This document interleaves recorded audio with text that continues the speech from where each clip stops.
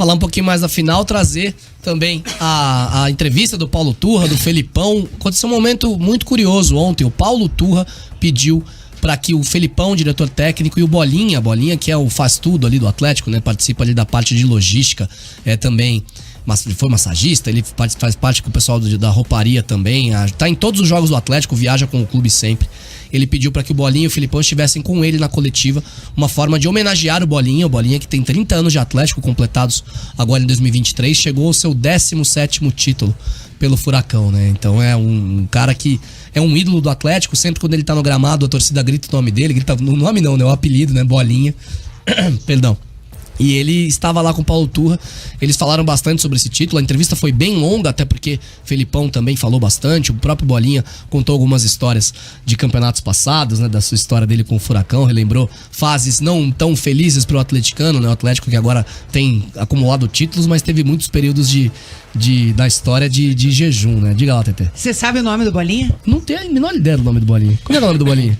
Edmilson Aparecido Pinto. Eu não sabia, tá vendo? Edmilson. Bate-pronta cultura. Seu Edmilson, então, o Bolinha. O Bolinha. Ele que é um grande personagem, né? E a gente tem, pra quem tá acompanhando a gente no YouTube, as imagens, né, do jogo, os gols que o Atlético perdeu. Acabou de passar agora um gol do Vitor Roque sem goleiro, que ele tentou fazer de coxa. E o Atlético quase se complicou no final.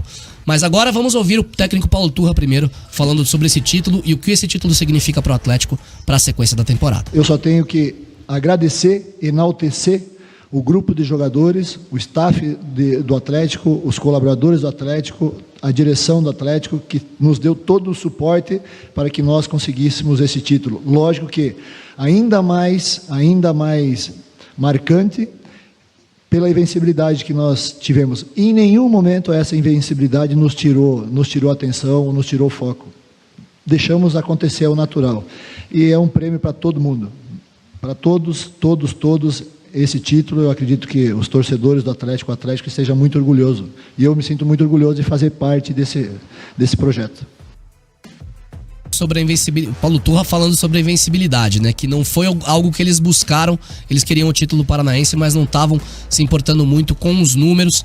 Falei aqui na minha primeira entrada, o Atlético chega a 20 jogos de vencibilidade contando 2023 e supera o time que entre 2003 e 2004 conseguiu 19 jogos sem perder, está a 7 do time de 82 que registra a maior invencibilidade do Furacão na história.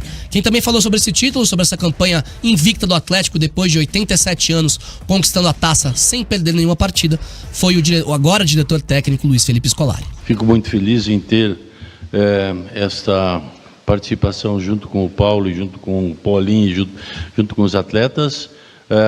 É um título que nós vencemos e ganhamos invictos e que não vem sendo conquistado invictos há 87 anos, se eu não me engano. Eu quero dar os parabéns ao nosso presidente, que não pôde estar aqui hoje, mas que está no nosso coração e está vivendo esse título junto conosco de uma forma diferente, mas está junto conosco. E parabéns a todos os atletas que saíram de um trabalho comigo, com o Paulo, que o Paulo já fazia aquele trabalho, e assimilaram as diferenças de trabalho, porque é normal, pessoa que tem 74 anos como eu, e o Paulo tem 25. Mentira. O Paulo não tem 25 anos, né? Uma brincadeira do Felipão. O Felipão relembrando o presidente Mauro Celso Petralha, que está passando por uma situação de saúde um pouco mais complicada. As fontes lá ligadas ao Atlético, ligadas ao presidente, dizem que ele não está numa situação tão ruim, que é só precaução, né? O presidente já tem uma idade um pouco avançada, então tem que ter todos os cuidados necessários para que não tenha maiores problemas de saúde. Ele chegou a fazer exames em São Paulo, mas a informação que eu tenho é que parece que não está numa situação ruim, está tudo bem com o presidente Mauro Celso Petralha, mas ele está em repouso justamente para se recuperar e ficar 100% para poder voltar às atividades normais como presidente do Atlético. O Felipão também falou sobre esse cargo novo dele, né? Ele que é diretor técnico e disse que não tem nenhuma interferência no trabalho do Turra, só fala com o Turra, só dá conselhos quando é perguntado. Cada um cuida do seu setor. Eu não sou mais técnico. Então, eu não falo nada para o Paulo, a não ser em determinados momentos ou em determinados dias que a gente tem alguma conversa para fazer alguma coisa, eu dou a minha opinião, mas as opiniões, as decisões, tudo aquilo que um técnico tem que ter, o Paulo tem. E é esse o trabalho de um diretor técnico que eu estou aprendendo, e já disse que aprendi algumas coisas. Não se metam onde não deve se meter. E a parte de dirigir o time é do Paulo. Então ele dirige. Bem ou mal, dirige. Acho que está mais ou menos. Ganhou o título invicto. Para as risadas do Bolinha, né? Ganhou o título invicto, tá mais ou menos, né? O negócio tá andando por lá. E o Felipão, esse é um tema legal, né, Jana? Porque o Felipão sempre foi um técnico que nunca aceitou ingerência, né, de ninguém no trabalho dele, né? Ele era o dono do time, ele não aceitava palpite na escalação, essas coisas e tal, né? E ele agora tá na posição de quem é alguém, né, que tem um técnico ali que tá abaixo dele, né, na hierarquia do clube. Mas ele falou que não se mete, né? Será? Eu acho que ele pode até não se meter formalmente falando, né? De dar o pitaco dele, mas eu acho que eles têm uma relação muito próximas, né?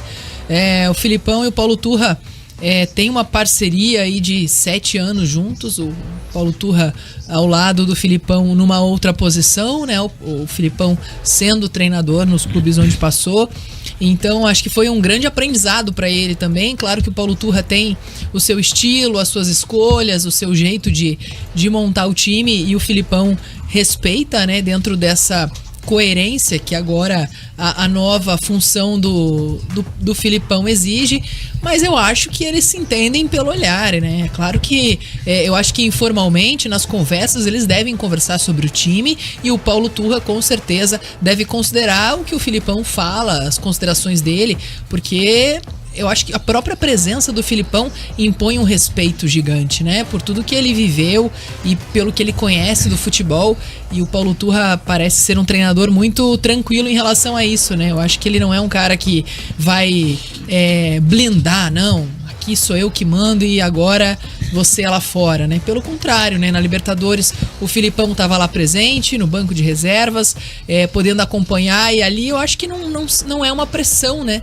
Eu acho que é justamente o contrário. Eu acho que o Filipão, ele traz uma bagagem, um respaldo que traz pro Atlético, inclusive, mais segurança ali em campo, né? Mostra que pro adversário, poxa, tem o Filipão ali do lado, o cara que tem uma baita história, o cara que é multicampeão, né? Campeão do mundo.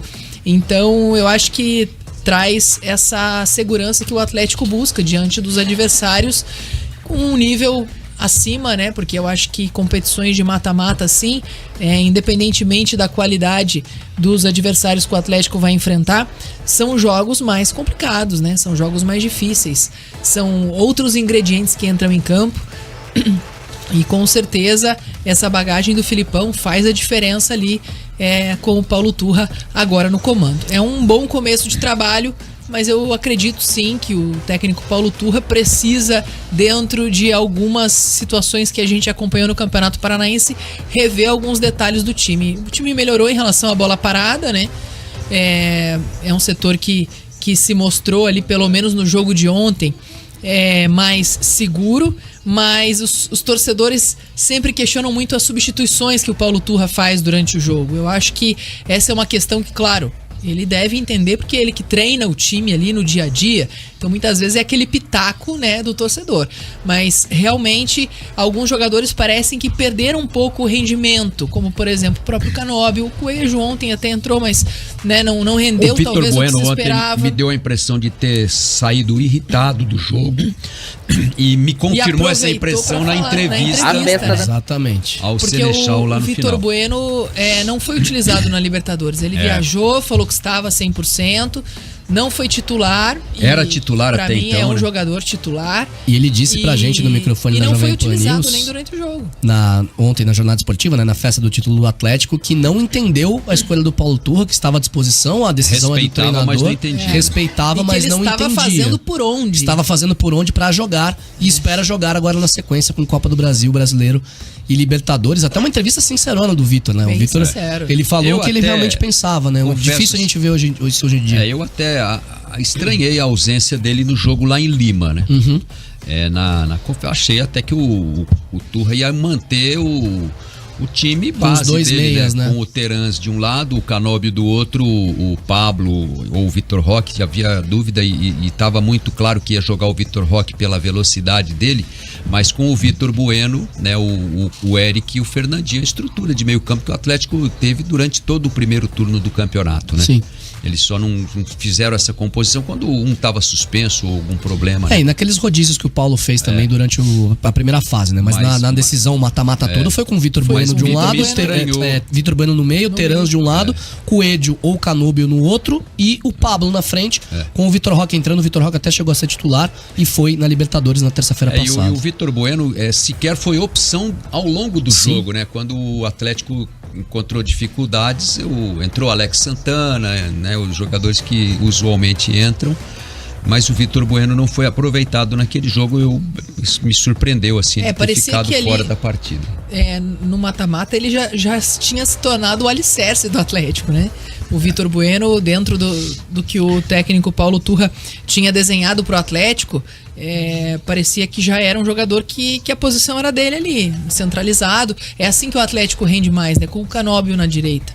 E ontem o Canóbio estava na esquerda, em alguns momentos revezava, mas ficava mais preferencialmente na esquerda e não conseguiu render tanto, né? Além, ele não claro, tá vindo do gol bem, perdido. né? Você até falou sobre isso, né? O Canóbio dos jogadores do ataque do Atlético, a gente ele pensar perdia a das bola 6 opções, ali. Vitor Bueno, Terans, Canóbio, Coelho, Pablo, Vitor Roque, talvez o Canóbio seja o que... Talvez não, o Canóbio é o que está em pior fase técnica, né? Inclusive, na nossa live perdido ontem, chances. teve vários torcedores que estavam pedindo a saída do Canóbio do time do Atlético.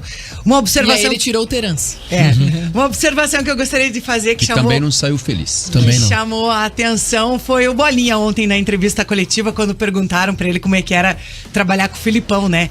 E o Bolinha é sempre muito simpático, né? Uma pessoa, além de uma figura, é um ser humano maravilhoso. O Bolinha falou, eu vou ser sincero, a hora que ele chegou no CT do Caju, a gente achou que ia levar bronca, que ia ser uma bronca atrás da outra. Mas acabou que a gente se acostumou com o jeitão Felipão de ser, e isso não aconteceu, né? O Felipão tá mais light agora, né? E o Filipão falou que o que faz um campeão é o ambiente. É o ambiente. Exatamente. Então, realmente, eu acredito que o ambiente deve ser bom, né?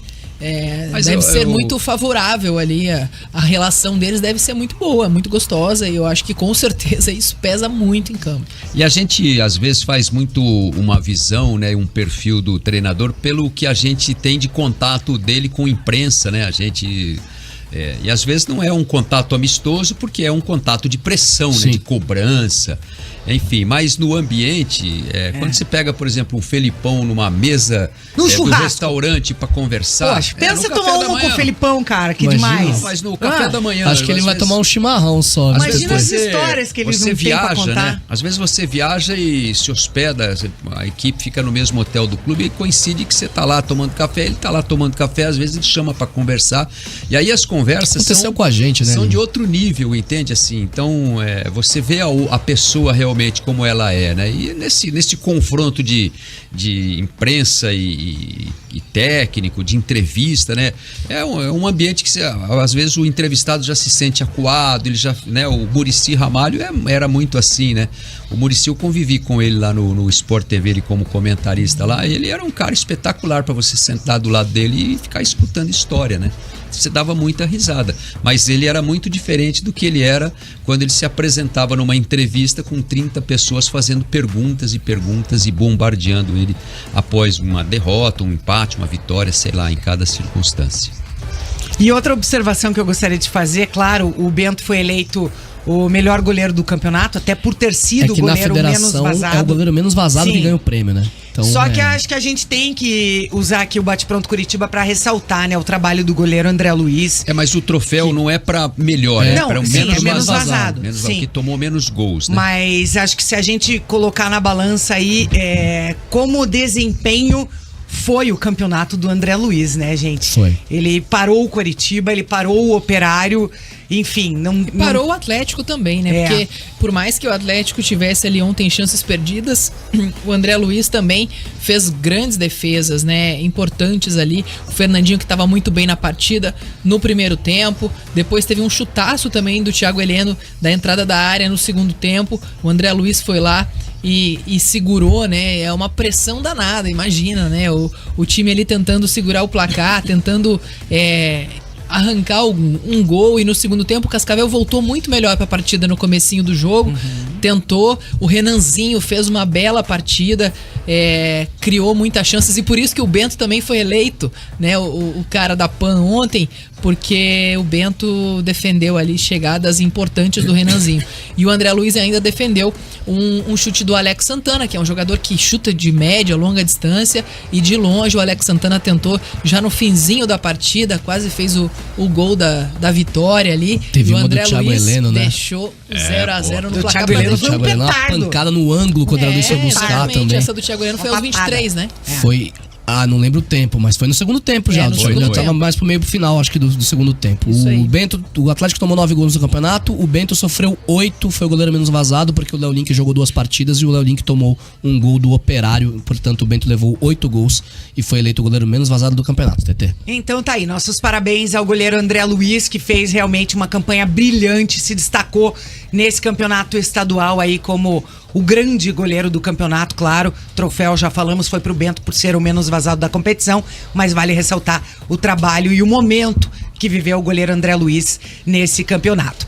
Agora, 12h54, e o repórter da RIC TV, o Pedro Talim, esteve na Arena da Baixada para acompanhar a festa da torcida atleticana. Vamos conferir. A festa da torcida atleticana aconteceu do lado de dentro e de fora da Arena da Baixada.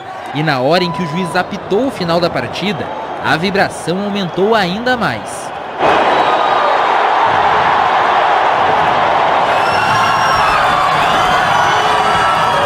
O campeonato de hoje é o treino. Venha Brasileirão, venha Libertadores. Viva nós, né? Furacão eu! Que nós ia ganhar, ou era Pablo ou Vitor Roque. Mas tá bom assim, somos campeão. Libertadores, esse ano vem, não tem Flamengo não. Todos os jogos, nós 3 aqui sempre. Já sabe que vai ganhar, né? Mas é sempre bom ver o jogo, né? Ver como vai ser as coisas, né? Com a conquista, são 27 títulos do Furacão no campeonato estadual. E o deste ano com um gostinho especial, porque depois de 87 anos, o Atlético volta a vencer o campeonato de forma invicta. Foram 15 vitórias e 2 empates. Para a Giovana, a emoção foi ainda maior. Primeiro jogo na Arena da Baixada e já saiu comemorando um título. Muito feliz. Atlético ganhou mais uma Furacão, vez. né? Furacão! É Furacão, hoje é Furacão. Eu trabalhava na Arena em 2001, a gente foi pro Norte do Paraná voltando, hoje já trouxe ela. Primeira vez está de título, então. Com certeza, pé quente. E agora, expectativa pro resto do ano aí? Cara, fazer uma boa campanha na Libertadores, que é o sonho, é a obsessão nossa. Agora a expectativa segue alta para o restante da temporada. O Furacão vai disputar esse ano a Série A do Campeonato Brasileiro, a Copa do Brasil e a Libertadores. Tá aí, torcida atleticana comemorando dentro e fora do estádio mais um título do Rubro Negro, Linhares Júnior. É uma grande festa, né, do lado de fora, depois do apito do árbitro, o Atlético comemorando, portanto, o 27º Campeonato Paranaense. Aproveitar e quebrar um pouquinho a ordem, só para ler um comentário aqui, porque eu acho que é importante. O Gil, na nossa live. Não sei se vocês concordam comigo, mas foi um campeonato mais disputado dos últimos 15 anos. Todas as equipes jogando com os times principais. Achei que nunca ia falar isso, mas parabéns à federação, agradecendo a federação. Mas foi o nível técnico do Paranaense, foi acho que o melhor dos últimos anos, né? Acho que isso aí, né? Olha, com Cascavel, com Maringá, com o próprio Curitiba, Operário.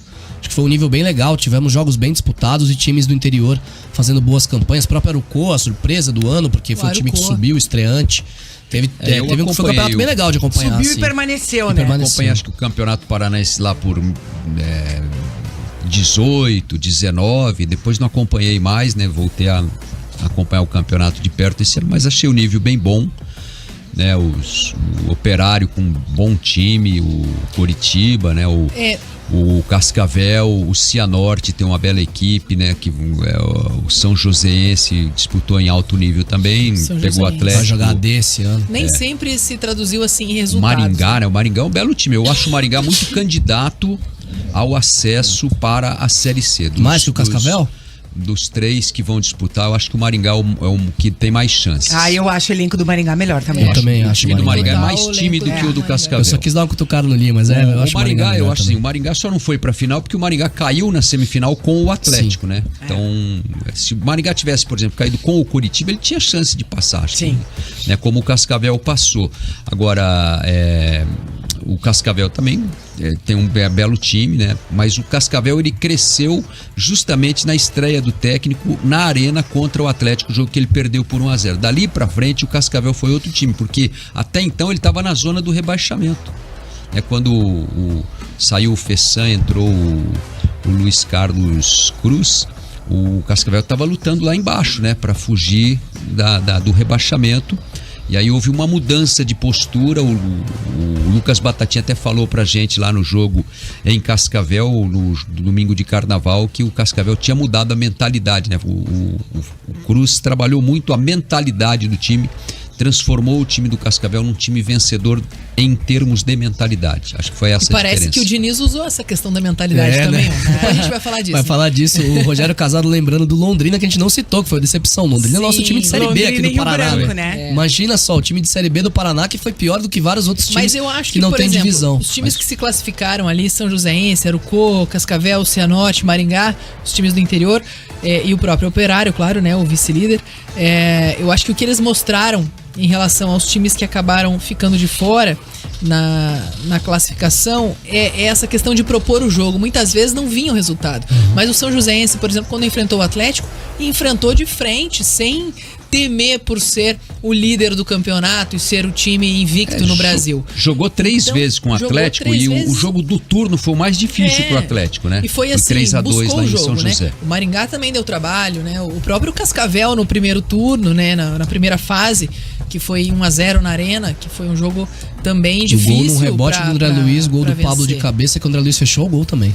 Vinha bem já desde a primeira fase. Então são times que buscaram e por isso que eu acho que os jogos foram bons de acompanhar, bons de ver, porque não é aquele jogo que o time vem retrancado aqui, fechado e dificultando o tempo todo. Não, eram times que vieram para propor o jogo também e tinham seus pontos fortes. E registrando que esse ano o Atlético Paranaense teve a melhor média de público na Arena no campeonato estadual desde a inauguração da Baixada, em 1999. A média do Atlético nesse estadual foi 22.734 pessoas nesse ano de 2023. Eu acho que justamente pelo que o time propôs, né? De abraçar o estadual e de colocar o time principal em campo. Então aí o torcedor, ele abraça também a causa e vai junto, né?